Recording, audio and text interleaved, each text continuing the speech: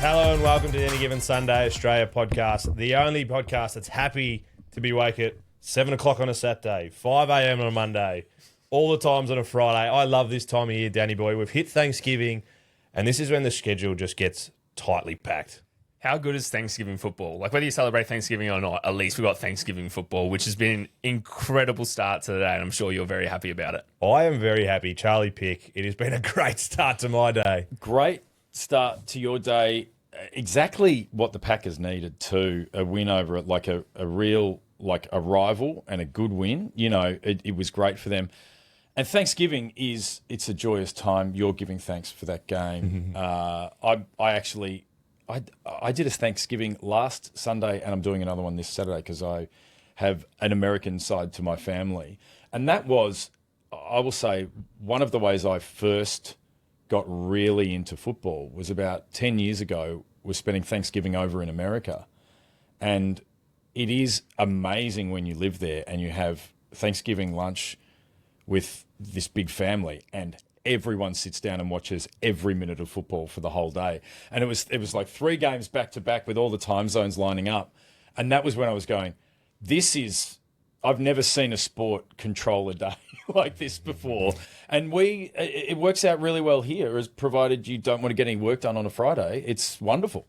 At what point do you eat during those 3 games? Like, you're over there, you're watching the games, are you sitting down and having like a TV dinner? Like, I can't imagine a Thanksgiving spread, like, your turkey, your cranberry, all the fixins. I can't imagine you doing that in front of the TV. No, but TV dinners. Yeah, where we did it, a lot of people, that is how they do it. Like, because they've got so many people, they can't fit them all at a table. So if you get a spot on the couch, that's how you know seniority in most families is if they're dead center in front of the big screen with the little tray on their knees. But we were lucky. We were doing it in an apartment in New York, quite a big apartment, that had this big dining table right next to the sofa with the TV, and you could see the TV from the table if like it was on a wall mount. But what would normally happen is you'd watch the early window game while everyone's arriving and socialising. So if you're into football, you could sit in the corner and do that. If you cared about family, gross, you would go and do that. Gross man. Gross man. And then while lunch was on, the volume would be down a little bit as around the crossover, and you'd eat at the table, but you'd always have one eye on the game. And then after lunch, you'd have basically the second half of the middle game and then the third game of the day, everyone sitting on the couch, except for those that, once again, care more about family, which is unacceptable. Or had a few too many shandies out the back. Yeah, or dipped into a food coma. Is there any sleepy heads on the couch? A lot of that. Some people, and back then, the Lions were always bad, so everyone would nod off during the ritual slaughter of the Detroit Lions on Thanksgiving. Continue today. Yeah. Thanksgiving days have become much better for Detroit. I don't know, I've got some stats that suggest otherwise. Okay, here we go. Anyway, so we will preface this. We are recording during the Cowboys and Chiefs game, so we're not across that scoreboard just yet. We do know the score currently, but it's not finished. But yeah, great start for me. So the stats that I come with before the game, I should have been a bit pluckier with you, but I wasn't. They've lost. We know they went through a real bad patch.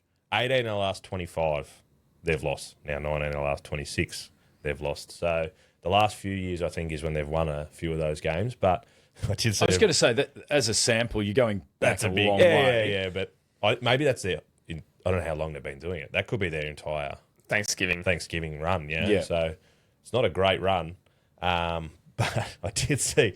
I had a real chuckle just before we came in. They've lost the last 4 on a Friday or a Thursday for them when it's been a waxing gibbous moon. I was like, that's brilliant. Today, waxing gibbous moon over there, they lost. It is Mars in retrograde. Like, what are we doing here?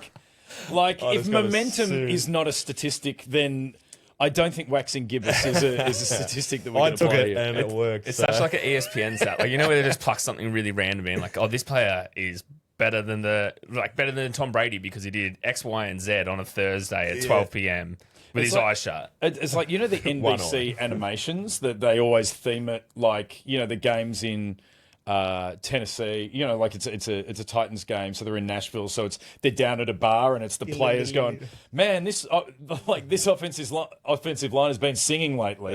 You know, but that's right. They do the animation of like the moon talking to the play, like they're astronauts flying around the moon, whatever it is. Yeah, the Halloween games are always good for that kind of shit too. But, love it. Anyway, I will touch on it quickly because it's a massive win. There's a couple of brooms around here somewhere because we just swept the Lions, which no one picked at the start of the year. I did.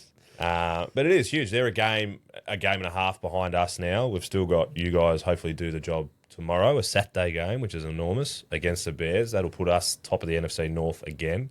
We do have the Bears 2 of the next 3 weeks as well. Which will probably be 1-1.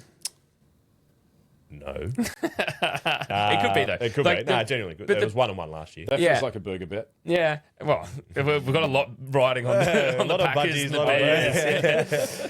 But the Packers today, like, have really showed, and Jordan Love went out and destroyed that secondary. Like, had 4 touchdown passes, a whole bunch of yards, and was doing really well. And it's just like, you look at it in the previous week where they just made sure they won. They didn't try and smash We tried. Yeah, but like it Didn't smash. Yeah, but like it seemed like a game where he went back and like stepped back out of his shell and was like, you know what, I can be here and we can do this and we can be a better team. And you can speak about the final drive. Yeah, well, it came down, and one person I do want to talk about, it's copped a little bit this year, but Micah Parsons was enormous. Right, so he had 2 sacks on their final drive. The last one took them; they were 3rd and goal on the 4. Like, that's prime Dan Campbell going for it again. Took them out to like the 10 or the 15, so they had to kick the field goal with about 3 minutes, 2:50 left. Still had 3 timeouts as well, so enormous. And they were good against the run. Josh Jacobs coming back, he had about 80 yards, but you know they rested him last week. He was a bit banged up. Rested him, which was a great decision. So and 2 massive plays. Dontavian Wicks had a day out, massive. Like, we went for it on 4th down on their 48, 4th and 3. Sorry, in the end. Just after we drop one as well, so you're always a little bit nervous. And massive hands with their cornerback. I can't remember who it was off the top of my head. All over him. So I don't know if you can tell. I'm pretty excited about this win. Definitely It's a huge. excited. And the Micah Parsons thing, the reason you go and spend all that money and you go and get and everything, you give up that capital for a Micah Parsons, is for the big games against big opponents. It's for the playoffs. It's those gotta have it moments where real champions like that actually make those plays. Yeah.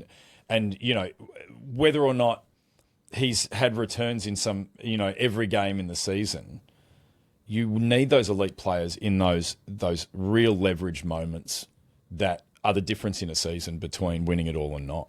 I think his biggest thing, which really showed today, is like he's been doubled and triple teamed all year, and people they just seem to disregard that. But we're able to rush with 4, which just makes our secondary, any secondary, so much better. You know, so being able to have him up the front and he come up huge, 2.5 sacks on the day, and it was enormous win for us. So I don't think many people would have picked us. I definitely did, especially in our ESPN tips where I'm sitting second. I don't think many people would have tipped us. How often has he had 2.5 sacks on a waxing gibbous? We'd have to go back Thanksgiving because he's played a lot of Thanksgiving games as well. So let's see what his waxing gibbous stats are for next week. I'll get it to you next While week, you've but- become the stupid fucking stats man. Let's do it. I could give you some stupid stats there about that. We do have a lot of other things to talk about today. You know, Pickens is one that we're going to talk about straight off the top of the. He's currently playing and he's been pretty enormous, especially last week against your Birds. He had a day out. Oh, we sure did. He only had a 1-year contract with the Cowboys, and as far as I've heard, everyone's happy. They're happy with him, and he's happy with them. But there's been no contract talks since. It's just leaving it open for a team to swoop in and get him while he's playing career best form. No, I don't know. I would say if I know anything about football, it's that Jerry Jones knows how to handle a contract negotiation and keep talent in the building. Jeez. So part of that issue is the Cowboys in 2026 have the projected smallest amount of salary cap available, just due to the players that have on contract. CD Lamb obviously signed a massive one. Dak's getting paid heaps. And then if they want to keep Pickens is going to be like eyeing off that, you know, Chase size contract, like absolutely massive and deservingly so. So like right now he has more yards than the whole Steelers wide receiver room combined. It's a great stat. Like that is wild. And he's paying for the Cowboys. Honey waxing Gibbous as well. Like, that's huge. So this is a real stat. This stat actually matters and is important to his contract. If he hasn't screenshotted that and texted it to them, he should have sent Well, his that to agent them. should have at least. But like this is just showing like he is well and truly deserving of that contract. The best thing for Pickens financially would be to enter the free agent market because he can then negotiate the shit out of a contract and maybe go to another contender. But in saying that, he's also come out in press conference interviews and said, I actually would love to stay here.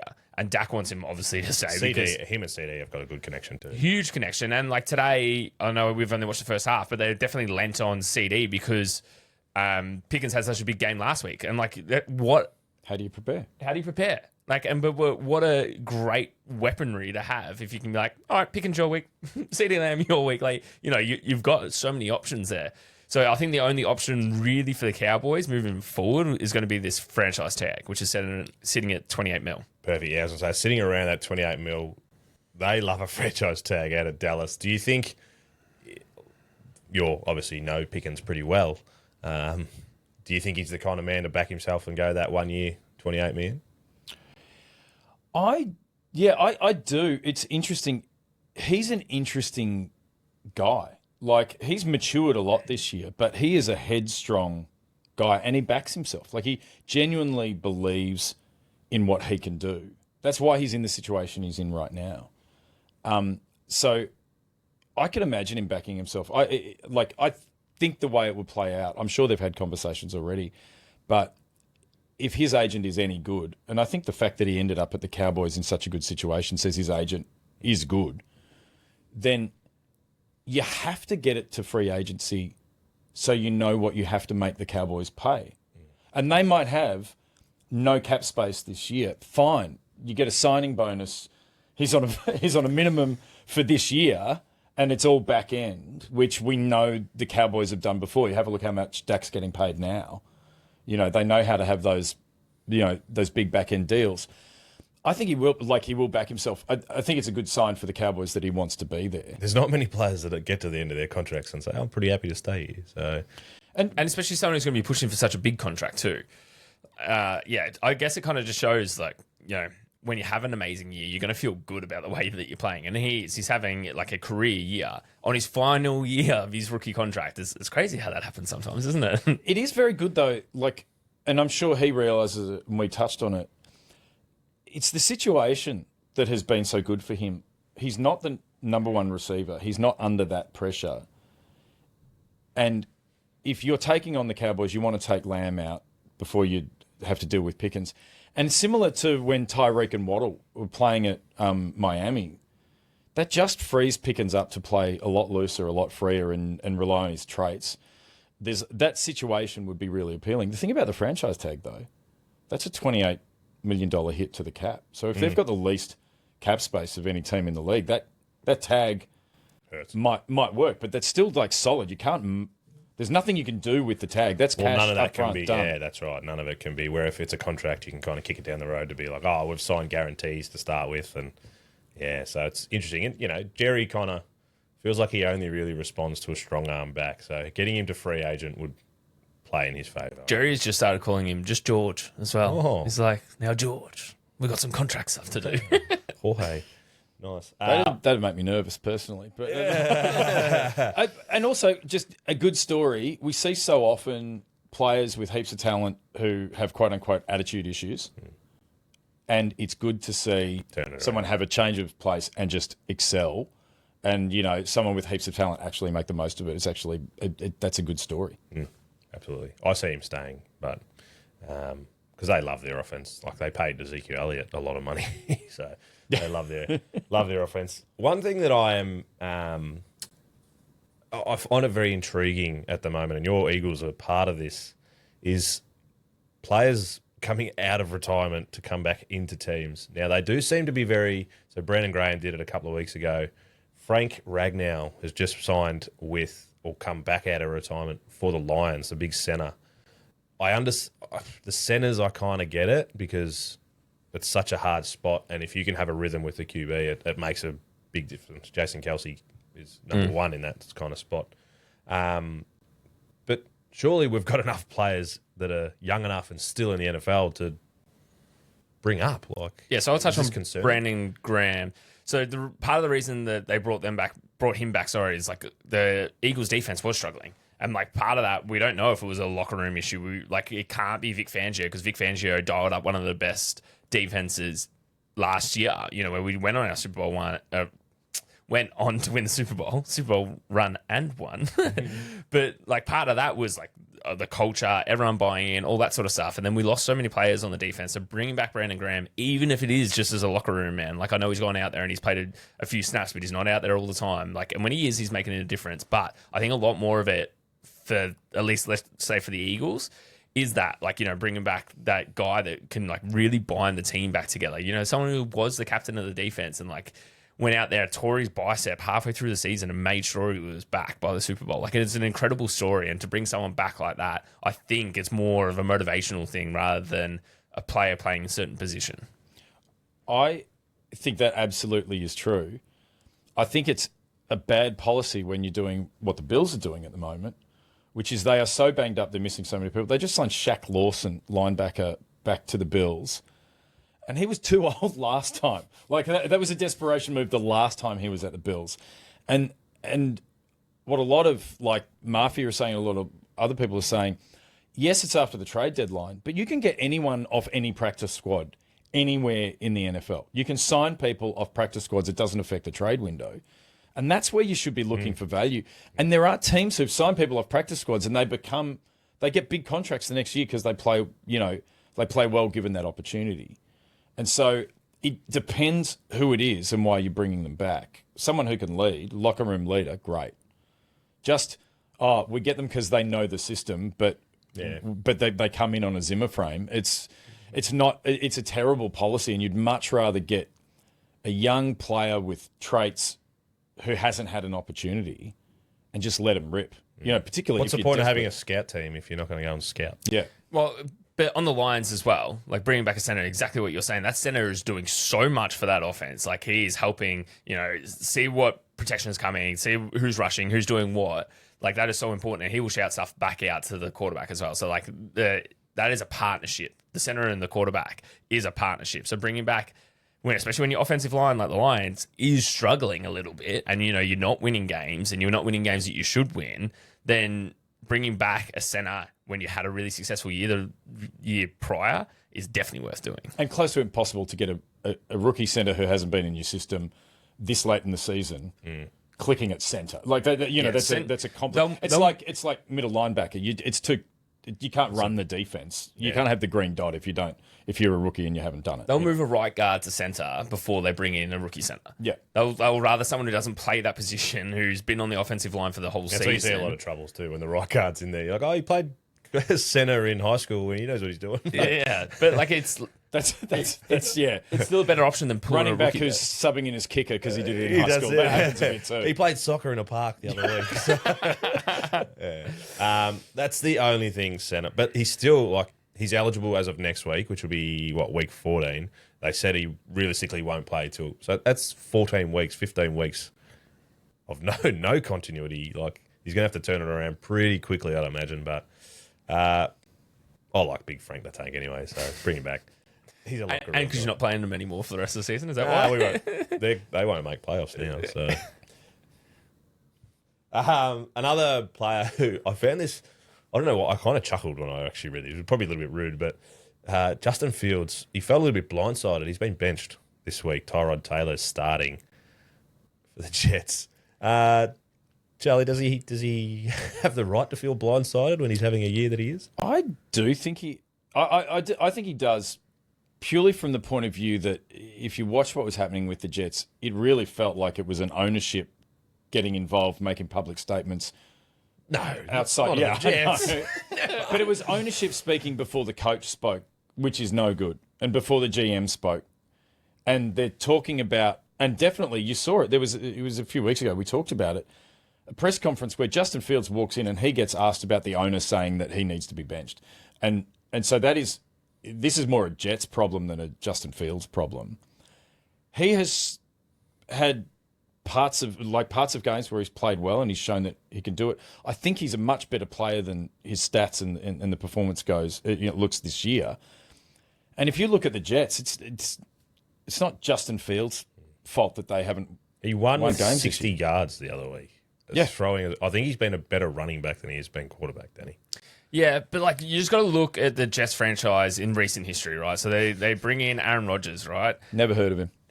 And but he couldn't perform well. But then he goes to the Steelers and starts looking all right again. And then like it shocked us for a few games. Okay, yes, it's not every game. Yes, it's not every game before you start. Stop. It's not every game. But he's shown more Packers highlights in the Steelers than he ever did in his 2 years. Well, 1 year with his injury at the Jets. And then you look at Fields, who played really well for the Steelers before he got benched for Russell Wilson when he shouldn't have, which then obviously is going to knock your confidence a little bit. Then go to the Jets, and he has shown some good connections. Like him and Garrett Wilson, played together in college, and they showed a really, really good connection. And then to have a couple of off games, then the Jets trade away everyone, like sell the farm, and then bench him. Like, you can't get rid of your whole team, like all your star players, and then be like, what? It's the quarterback's fault. Watch him. Watch him. Do you see, he said, I will be a QB1 again, which, they all have the confidence in themselves. But do you see a spot for him either at the Jets or possibly somewhere else?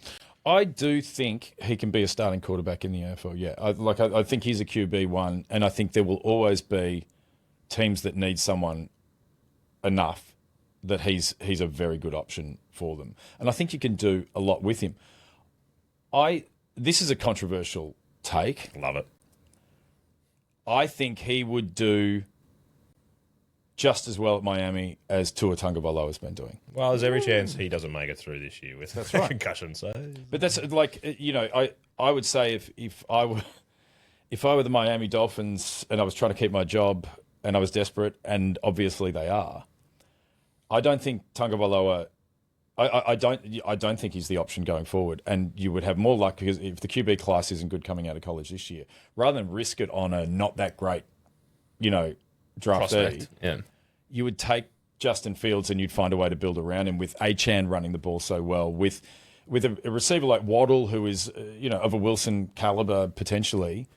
I feel like Tyreek has the will to come back too, so you could get that back. That's right. That's and a long play, but even if Tyreek is hypothetically has lost a step because of it's a serious injury and he's coming back. Lost a leg. Yeah, but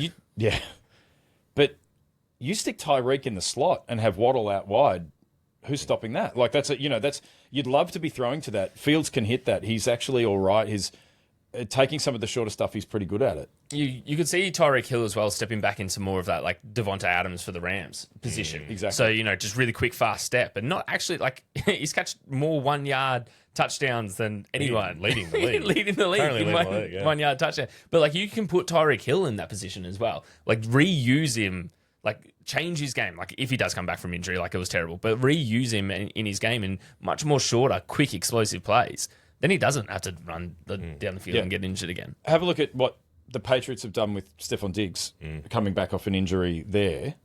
Nice jersey, by the way. No, this is now a Tyrell Shavers. Don't turn around. Don't look at the back. But that's like that wide receiver one, like X receiver into dominant slot receiver is a great great thing for teams to have. Yeah. All right. Well, I'm just gonna. I don't want a big spiel about this, but I'm going to throw two quarterbacks I've just thought about off the top of my head, and I want both of you, yes or no, Fields or the quarterback. Okay. Winston. How can you say no to Jameis? And the other one, which you've kind of brought up in the last few weeks with our 1K, Jacoby Brissett. He's been playing very, very well, throwing all of the yards. Are you going Brissett or are you going a quarterback that rush for 60 but will only throw for 60? Nah, give me Jacoby. Like, your quarterback, you want him to be able to throw the ball, right? Yeah, I love Jacoby Brissett. Like, I do. I really like. I think he's I underrated. reckon he's earned himself a spot somewhere. I think he has. For sure. He's kind of like done a Sam Darnold. Yeah. And Not to that extent, but like, he's knocking on the door of it. Sadly, I do you suspect that Geno Smith might be making way for a Jacoby Brissett type figure. Yeah. That would make Wasn't sense. Brissett already at the Raiders? You've already been there. Probably. I mean, hasn't everyone been through that at some point? Right, I got one more for you. Justin Fields or Shador Sanders? Yeah. You've got one game. You got one game to be able to. Justin Fields. Yeah, Fields. So can we 'Cause not? I think you can still have, Experience has to pay for Yeah, something. you can still have Shooter Sanders seeing ghosts if you scheme up the right way. Yeah. So could we not see Justin Fields? Like I know he's ghosts. contracted through 2026, so they're going to have to trade him. Could we not see him going to a team like the Browns? They do pick up every quarterback. I was do. going to say they're collecting the set. So like if I'm going to put my money on if Justin Fields does stay as QB2 and he wants out, I could see him getting pushed and getting traded to the Browns. Early hot take. Well, not so hot. Probably well educated take. yeah. You also have a $160 million backup QB, Kirk Cousins, that comes in. Like, there's a lot around. Like, I just feel like Justin Fields is. Cousins is himself QB1, my friend. Currently. Yeah. All right. Anyway. All right, I got one for you. Okay, last one. Go. Penix or Fields? See, I don't trust Pennies. Yeah, I'm going Fields. Yeah, see? All of a sudden he's a starting quarterback. He's there. Fields to Atlanta. No, he's there or thereabouts. And that's the thing. I just think him being in the Jets was just an unfortunate situation. No one goes to the Jets and gets better. No. Leave them, though. You become Brett Favre. All right, we've got a massive week ahead, like I said. Thanksgiving Day at the moment. I don't know if one of you boys want to check the score. We can have a live update. I'll do a quick score update. You talk and I'll do a quick score update. We do have a massive week 13 coming. It starts tomorrow, so I've kind of picked a few games. The last game today is Ravens Bengals. Huge AFC North game. I feel like the Ravens are kind of. When these two teams play as well, like it is explosive and you never know what's going to happen. Like that is such a fun matchup. Like Joey B's coming back. Yeah, name starter. Yeah, named as a starter. Then you got Lamar Jackson, who kind of came off of like quite a rough game, but everyone's expecting him to go out there and pass the shit out of the ball, which is going to be sick to see. Like, I think it's going to be really, really explosive, exciting. Jamar Chase back as well after the whole Spitgate thing. Like, it is going to be a huge, huge game. I know anyone who listens to this podcast. Is it Spitgate when it's you did it? It's not a gate. You fucking did it. I don't know if it could be a gate. Is a gate an investigation to find out the mystery, or is the gate that's just the media shitstorm afterwards? And if it's just a media shitstorm, then yeah. Nah, see, I feel like a gate, it has to be some kind of like, oh, did he do it or not? No, he did it. Can I give you a score update that makes things pretty exciting? We're at 9 minutes 30 in the fourth quarter. The Chiefs are 4th and 8. Down at one score. It's 28-21. The Cowboys scored again. My Yeah. gosh. I love this. But All right. Chiefs scored as well, so let's see. The winner of this gives themselves a chance at playoffs. The losers, Pretty much done. done. Tomorrow. Go Cowboys. Sorry, but like just about this Cowboys Chiefs game, like how exciting is it that? And when I was watching the first half, it literally felt like playoff atmosphere. They were going through it on so many fourth downs and all that As soon sort as of you hit stuff. Thanksgiving, we're rolling into December. It's so Football good. means a lot, mate. We're coming, and there's games, especially if you're into college football. There's games every day. Every day there's a game, which is awesome. And college is heating up too, but we're not a college podcast. But we'll get to it. No, we will talk about it. Tomorrow, Bears at Eagles. All of a sudden, an 8-3, 8-3 matchup. 8-3 versus 8-3, which is crazy. Second and third in the conference. in the conference. So, like, Yeah, I just- obviously the standings mean massive things. Like the Rams are that one step above, being at 9-2, where the Eagles probably should have been if we had have not the Packers. had have been a 21-point turnaround. But yeah, this game means so much for both these teams. Exactly what you're saying: playoff standings, divisional standings, all of that. So if the Bears take a win, then they're going to be top of the NFC North, and the Eagles need a win to keep that that one seed hope alive, which is like what every team realistically should be pushing for. You want to have home field advantage for the whole playoffs. Like teams going through the link is going to make the Eagles feel so much better, and then also having that first week off, it is like such a gift. It is going to have major implications. I've actually got a few little prop bets, but I'll save them for a little Unibet session afterwards. Question for you. If the Bears beat the Eagles, what did they do to beat them? They would have worked out how to put a lot of pressure on Jalen Hurts. They're probably going to stop the run game. Saquon Barkley is not having the year that he needs, and they're going to have to tighten up their defense of the tight ends. Because Bears at the moment have been pretty leaky against tight ends, and I don't know if you've heard of a guy called Dallas Goedert, but he has been playing well. He's been having an incredible season, and I'm just kind of spoiling my Unibet section, but there'll be more. There'll be more on that a little bit later. You're obviously going the Eagles. It's at the link, which makes sense. Then I'd go Eagles only because they're at home. I find them. I find these two teams, obviously, their records are very similar and they're hard to separate. And I still think the Bears have a few more surprises in them than the Eagles do Yeah, they got Ben Johnson. They got some surprises. But they're also still finding, there's not that much tape on a good Bears team, if you know what I mean. And I don't think there's any. But like the Bears wide receivers as well are playing incredible. Like the Bears offense is doing well, and like that's the whole reason that Caleb Williams is still in touching distance of that 4K passing yards because the offense has been firing so well. I'm hoping Vic Fangio on the defense stops him to a point, but I also want him to win because then you have to wear a Bears jersey. It's tough. It's really tough for the spot. I'll say something I don't think you ever thought I would say, that if I'm going the Eagles, it's at the link, I'm going the Eagles. If the Bears win, they're legit. Wow.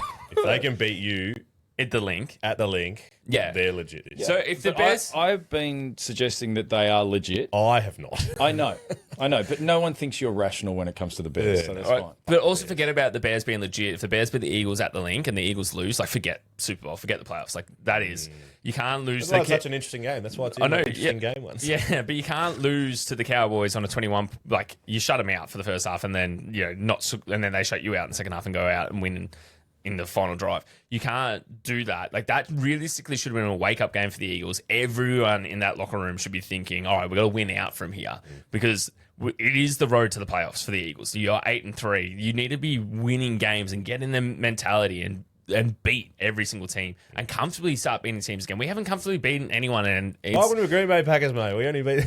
yeah, but we like don't we beat haven't anyone comfortably comfortable. beaten anyone until we beat the Giants when I was in person. So maybe I've got to fly back to Philly for this. Yeah, playoff Danny's there every game.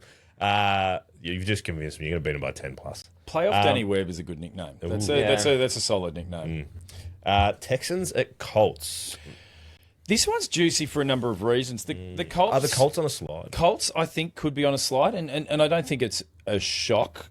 No. You know, they've had a great run. They're at 8-3, great start to the season, but they've shown weaknesses lately that they haven't been showing before. It's also a little bit interesting when it comes to that AFC South because they're at 8-3, Jags are at 7-4. The Jags have the Titans, which you would say they should be able to get over the Titans. The Colts could very well lose this, and I will say, having seen it up close last week, the Texans' defense is horrifying.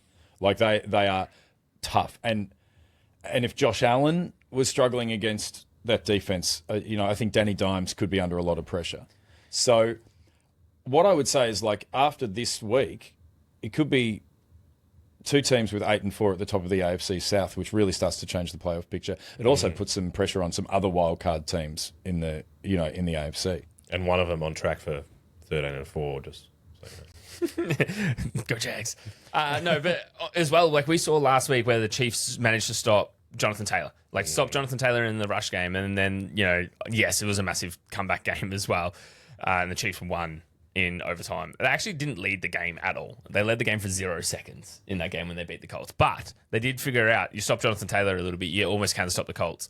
And I'd say the Texans defense, from what we saw from last week, where they dominated the Bills and sacked Allen, 8 times? 8 times. Yes. 8 times, yeah. Let's count them all out. So if He was non-participant for a training this week, which is barely ever happened for Josh Allen, and it was just general soreness. Yeah. That's sack A bit soreness. of whiplash. Yeah, That's what it was. sack soreness. So the Texans, if they can do that to the Colts and, Made me cry. and Danny Dimes, they'll stop them. They will absolutely stop them. And shout out to our good friend and colleague, Shawnee McKernan, for being such a diehard Texans fan. So as soon as he beat the Bills, he texted me straight away, just being like, Texans! I was like, mate, it's all your defense. And if they can continue to do that, they should beat the Colts. I'm picking the Texans. Josh Allen was still able to throw on them a bit, but 8 sacks is always going to... And I don't think Danny Dimes is Josh Allen. I don't know if he's not quite that caliber yet. So he's not going to throw as much as what Josh Allen was able to against an elite defense. And they stopped your run game. So going the Texans. Yeah, I think they will be able to... I think they'll be able to pressure Danny Dimes more than they were Oh, 9 Allen. sacks. Allen. No, but what I'm going to say is with less. Okay. And I think that will allow them to really sell out to stop the run, if you know what I mean. I think they can spend more, having heavy boxes and Correct, stopping the yeah, run rather than And no putting everything on Taylor, pass rush. no Colts. Yeah. I'm gonna completely swerve and go the Colts. And I reckon that if the Texans are going to put so much pressure on Danny Dimes and go to sack him, maybe he has some checkdowns to Jonathan Taylor. Maybe there's ways of him getting out of it. They also have just watched all of the film of the Texans smashing Josh Allen, and maybe their front line can put up a little bit more protection and just protect him. Because I think as long as you protect Danny Dimes and you can get Jonathan Taylor going, They do have a good O-line. Yours is a little bit banged up, is it not? Yeah, Spencer Brown was injured early in the Yeah. game, was playing with one arm, basically, Yeah, which so is not good. The Colts do have a good O-line, so that And if they could scheme better than the Bills did with just decisions that they made of concepts like, not using mesh when you're under lots of pressure and stuff like and that. Thursday night football is always tough, short break. Maybe that just got you on a good moment, but I'm still going to Texans. yeah, I'm going with the Colts. Rams at Panthers. I put this in it just feels like to me a little bit of a danger game for the Rams. Like everyone's saying how good the Rams are. They're that step ahead at the moment. The Panthers are just hanging around. They are. Rico Dowdle is very, very good. It just feels very sneaky, especially down in Carolina. Yeah, I think that's possible. The flip side of that is this is exactly one of those games where the Rams show that they're not a team that falls for trap games. That they show that they're the real deal. And I think that's the more likely scenario here. I actually think their defense has looked great all year. And I think their defense has been great against the run and a good run-stopping defense for Rico Dowdle. There's been a couple of games where he struggled. I think that the defense can really shut down the Panthers' offense. And I wouldn't be surprised, actually, if this is more of a reality check for the Panthers. The Cinderella story of the Panthers this year is maybe About against... to hit a brick wall. Yeah, they're about to hit a brick wall. That's what I reckon. Yeah. I think the one thing the Rams have showed us that no other team has so far this season is that they have a Super Bowl worthy defense. So I couldn't agree more with what Charlie's saying, because they're going out there and yes, okay, their offense is dominant, but they are making sure they're in every single game. They're stopping plays. They're making sure the teams are punting the ball, all that sort of stuff. They're stopping the run. They're stopping the pass. And, I feel like Complementary football. I just feel like no other team is doing it consistently week in and week out, where the Rams are. Yeah, they well and truly deserve their 9-3 record. And going into Carolina, I can't see it really being an issue for him. Like Bryce Young had, the best game of his career 2 weeks ago, but then came out the next week and didn't play that well. Like it was a little flash in the pan of greatness. And yes, he is playing better and he is improving. And I know he's still, in his rookie contract or whatever, but I just can't see him doing what he did 2 weeks ago against this Rams defense. No way. I'm just going to go with the Panthers it's a danger game, so I'm going to go with them. But You don't care about anything since the Packers won this morning. Just throwing takes out left, right, and centre. Doesn't I don't matter. know. I don't know what the rest of the episode's about, really. The only thing I will say, selfishly from yourself and I, is that we have any quarterback to throw for 45 touchdowns. He's on 30. He's leading Matthew Stafford. He's got 6 weeks. 15 touchdowns a in lot. 6 weeks is very, very possible, especially if he throws 3 or 4 this week. That'll be a great start. But last game I think is going to be very interesting is the washed QB game, Bills at Steelers. I think their defense can give you a bit of trouble. It's interesting. Not saying that Allen's washed, obviously. No, I think the defense can give the Bills a bit of trouble, and the main reason I think that is Spencer Brown will not be playing. And on top of that, Deion Dawkins, who's been All-Pro almost every year he's been in the league, is one of the best offensive linemen in the league. He was out in concussion protocol this week. He showed some symptoms after the match, like he played the match. But so there's a chance that the Bills O-line, which actually really struggled last week against the Texans, they could be missing the 2 best players on that offensive line. And there are some other good players to step in who probably haven't been used enough in rotation this year, I'd say. But that is a worry.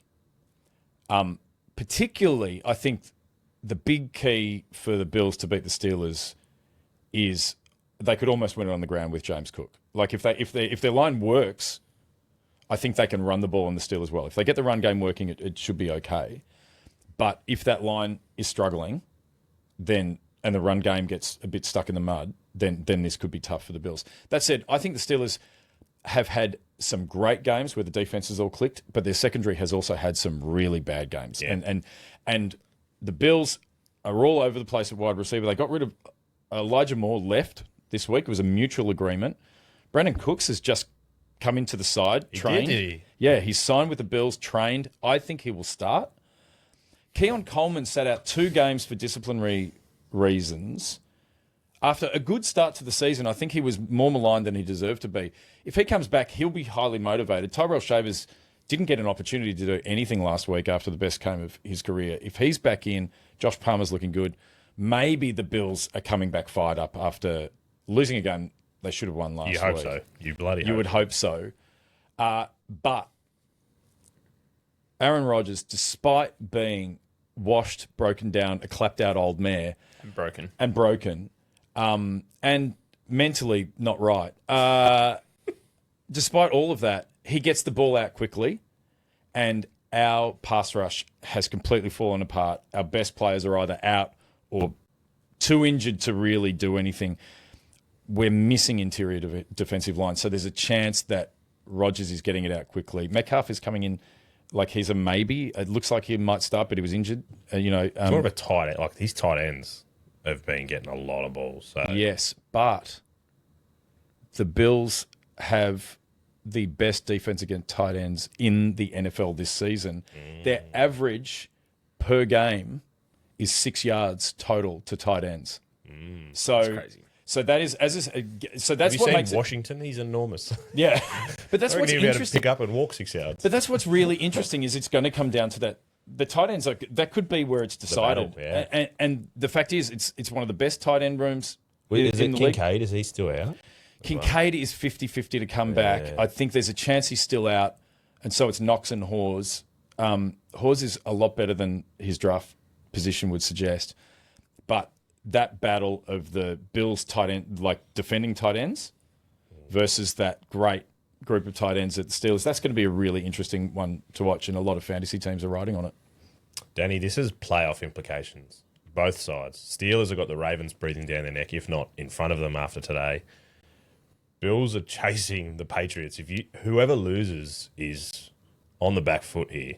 Yeah, I really feel like the Bills are going to have more of that bounce back game. And if Rodgers is playing, he still does have a fractured left wrist. Like any player that has that severe of an injury, goes out and plays huge because he wanted to do it when they played the Bears. He still wanted to go out and make sure he played, and he didn't. So I can see him coming back this week. But you are nursing quite a severe injury, and all it takes is a couple of sacks and a couple of knocks, and that is going to be so far in your head that you won't be able to think about anything else.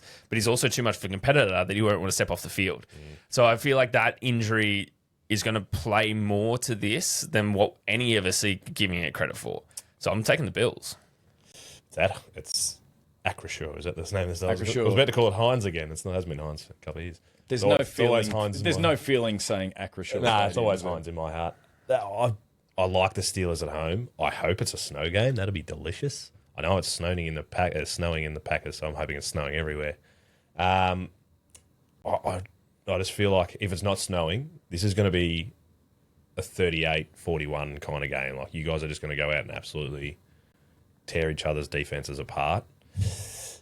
And just because I'm going the Steelers. Wow, you're so contrary today. No, I do. I think the Bills will bounce back, and just because at first principles, if it's a James Cook game, it's over, and it hasn't been a James Cook game for a couple of weeks. He'll be pretty motivated. And we say it every week. Feed the man. Feed him. Can't go Feed wrong. him the ball. Yeah. You win when he gets 100. And also, James Cook and Ty Johnson, the running backs, have started to be targeted in the pass game, which they weren't for most of the season, and they've been getting a lot of yards that way as well. So Bit of there's yak. options. Yeah, Yak. a lot of yak. Yeah.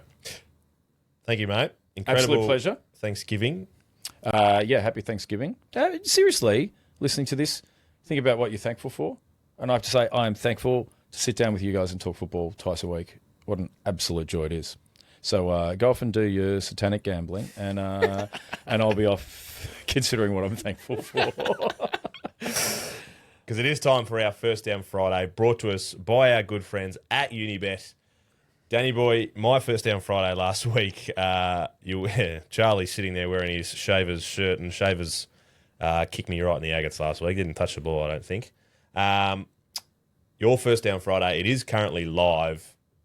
So we're putting it out in the ether. We're not confident that it's going to hit. We don't know. It could have hit. It might have just hit. Yeah, I'm not super hopeful, just judging on the scoreline. But I had Mahomes over his yards and Xavier Worthy over his yards because I was looking at this Cowboys secondary. So it's like 270 and then 40, I think. Yeah, it was roughly that. And I was just looking at it. I was like, really, if Mahomes is going to go out and play like how he did the previous week, he's going to get a bunch of yards. And then Xavier Worthy, his line was actually quite low. It was like 35 and a half. I was like, as if you're not hitting that. So I just combined both of those, and it was paying $3. But we'll have to wait till after this episode to see how it went. Man, we are struggling on this whole First Down Friday. First Down Friday. But we are not struggling. And Danny boy, you mentioned it last week about our 1K club.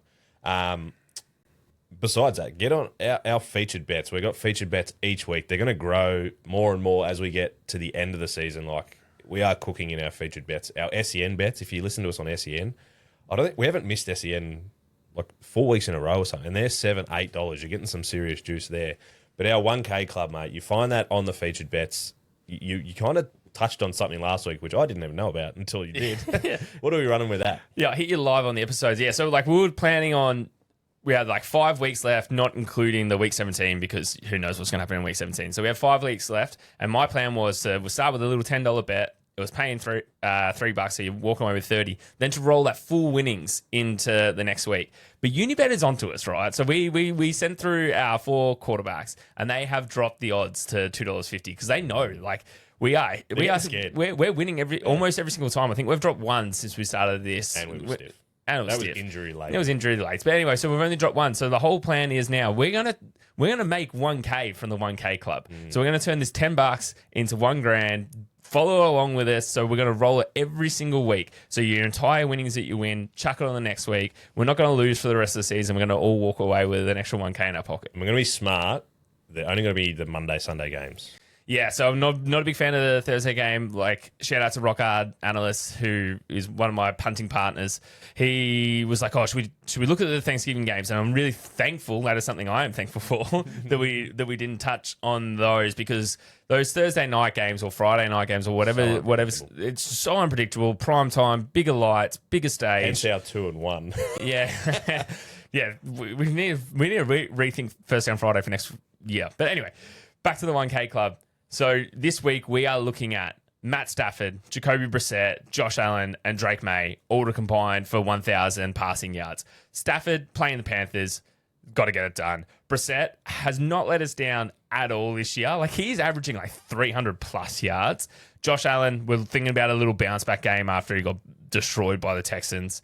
And then Drake May, if he wants to keep this record that he's got and he wants to take out the division, he's going to be slinging that ball left, right, and centre. He's got the Giants on Monday, doesn't he? He does have the Giants. So that's a late one too. That is our only primetime one in this, but I couldn't not slip Drake May into this because, like I said, we're going to turn this 1K club into 1K, and these are the 4 QBs this week that are going to help us do that. Yeah, love it, mate. And like you said, you're either hot or you're due, and we are hot right now. So get around it. Follow us all, 1K for 1K. Mate, massive week 13. Thanksgiving's upon us. Football is coming hot and heavy. Send us out. Go Birds on a Friday.